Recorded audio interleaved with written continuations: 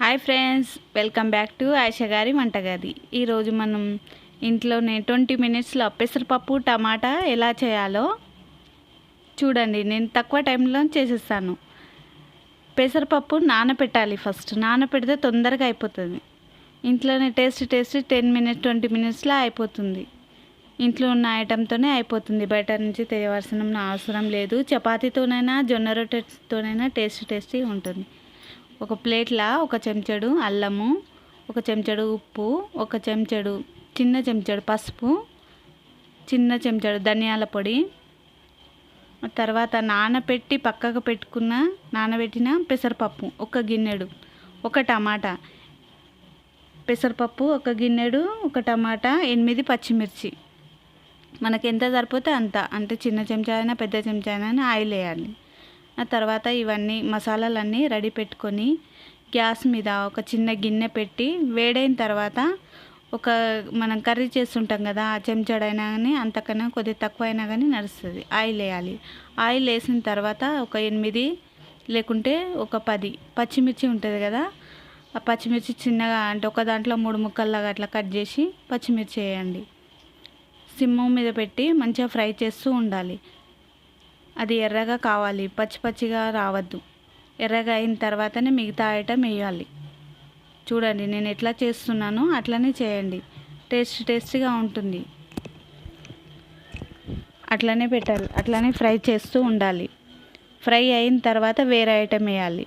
Fry కాకముందు వేరే item వేస్తే పచ్చిమిర్చి అట్లనే ఉంటుంది, ఫ్రై కాదు పచ్చిమిర్చి. ఒకసారి చూడండి. ఆ తర్వాత పసుపు, అల్లం పేస్ట్ ఫస్ట్ వేయాలి. ఆ తర్వాత పసుపు వేయాలి. చూడండి, నేను అల్లం ఎట్లా కలుపుతున్నా అట్లా. అల్లం ఫ్రై అయిన తర్వాతనే పసుపు వేయాలి. అల్లం ఫ్రై కాకముందు పసుపు వేయద్దు. తొందరగానే అవుతుంది. ఇది ఒక 10 మినిట్స్లో అయిపోతుంది. ఇంట్లో ఏది లేనప్పుడు పెసరపప్పు అయితే ఇంట్లో ఉంటుంది కదా, తొందరగా చపాతీతోనన్నా రైస్తోనన్నా కానీ టేస్టీగా ఉంటుంది. ఒక్కొక్క ఐటెం వేస్తూ ఉండాలి, ఫ్రై చేస్తూ ఉండాలి. తొందరగా అయిపోతుంది ఇది. పసుపు, ఉప్పు, ధనియాల పొడి ఫస్ట్ ఫ్రై చేయాలి. ఆ తర్వాత చిన్న మంట మీదనే చేయాలి. ఎక్కువ మంట పెడితే మొత్తం మాడిపోతుంది. అల్లం ఉంది కదా దీంట్లో, మాడిపోతుంది, బ్లాక్గా అవుతుంది. అల్లం బ్లాక్గా అయితే మన పప్పు సుగా బ్లాక్ అయిపోతుంది. అది చూసి చేయాలి. పచ్చిమిర్చితో కదా, ఎర్రకారం అవసరం లేదు దీంట్లో. ఎర్రకారం వేస్తే మళ్ళీ అదొక టేస్ట్ ఉంటుంది. ఎర్రకారం లేకుండా మనం ఓన్లీ పచ్చిమిర్చితోనే ఇంట్లో చేయొచ్చు. అట్లా చేస్తూ ఉండాలి, మెల్లగా ఫ్రై చేస్తూ ఉండాలి. ఆ తర్వాత పప్పు వేయాలి. పప్పు ఒక 1/2 అవర్ ముందు నానబెట్టుకుంటే తొందరగా ఉడుకుతుంది.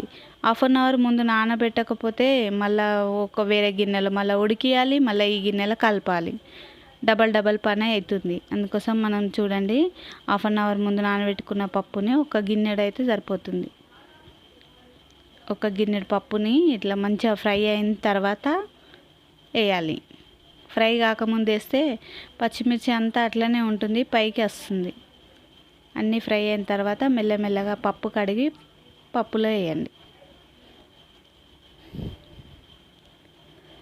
చూడండి ఫ్రెండ్స్, నేను ఎట్లా వేస్తున్నా. కప్పు అయితే ఒక కప్పు పప్పుకు ఒక 2 టమాటాలు అయితే సరిపోతుంది.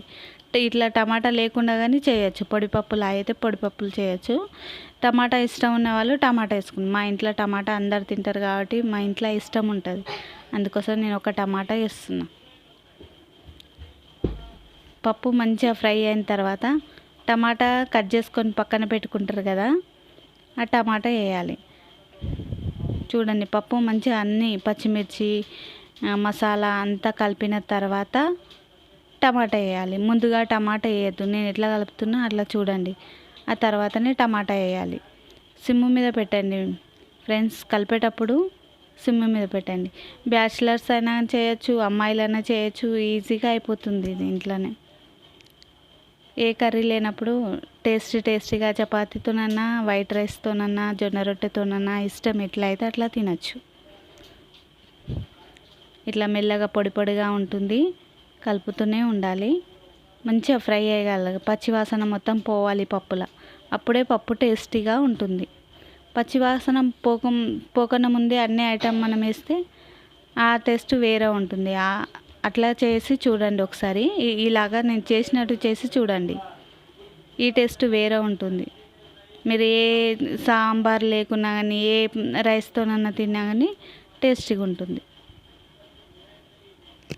టమాటా వేస్తున్నాను చూడండి. టమాటా వేసిన తర్వాత ఒక 5 మినిట్స్ ఫ్రై చేస్తూనే ఉండాలి. కొద్దిగా టమాటా మగ్గాల కదా, అట్లనే వేస్తే బాగుండదు.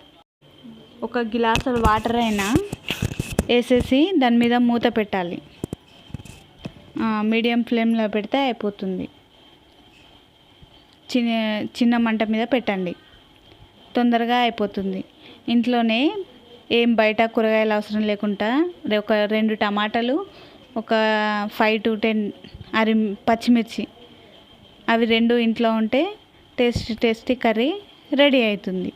బ్యాచిలర్స్ అయినా సరే, అమ్మాయిలైనా సరే, కొత్తగా పెళ్ళైన వాళ్ళైనా సరే ఈ కర్రీ ఒకసారి ట్రై చేయండి. తక్కువ ఐటెంతోనే ఇంట్లో టేస్టీగా ఉంటుంది. 10 to 20 మినిట్స్లో అయిపోతుంది. ఏ ఐటెం లేకున్నా కానీ ఇంట్లో ఉన్న పప్పుతోనే రెడీ అయిపోతుంది. ఇట్లా ఒకసారి చేసి చూడండి ఫ్రెండ్స్. వేడి వేడి పప్పు రెడీ అయిపోతుంది. ఇంట్లోనే టేస్టీ పెసరపప్పు టమాటా రైస్తోనన్నా కానీ, జొన్న రొట్టెతోనన్నా కానీ, చపాతీతోనన్నా రెడీ అయిపోతుంది.